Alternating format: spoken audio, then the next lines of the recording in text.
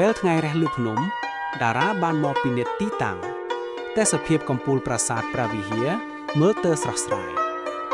តារានិងលីណាពិនិត្យផ្លូវដើម្បីប្រកាសថាអ្នកទេសចរអាចដើរឆ្លងកាត់បានដោយសុវត្ថិភាពពួកគេក៏ត្រួតពិនិត្យសត្វនិងធម្មជាតិជុំវិញដើម្បីថែរក្សាបរិស្ថានឲ្យនៅតែស្រស់ស្អាតពេលដល់កណ្ដាលប្រាសាទពួកគេបានជួបលោកតាប្រុសដែលជាមគ្គុទ្ទេសក៍មានបទពិសោធន៍លោកតាប្រុសប្រាប់រឿងរ៉ាវបុរាណអំពីការសង់ប្រាសាទនិងសារៈសំខាន់ក្នុងការរក្សាបេតិកភណ្ឌនៅពេលថ្ងៃលិចពួកគេឈរមើលទេសភាពគួរឲ្យភ្ញាក់ផ្អើលនិងមានមោទនភាពក្នុងការក្លាយជាអ្នកថែរក្សាបេតិកភណ្ឌតារាជួយសម្អាតថ្មបុរាណខណៈលីណាកត់ត្រាស្ថានភាពដើម្បីថែរក្សាទុកឲ្យបានល្អបំផុត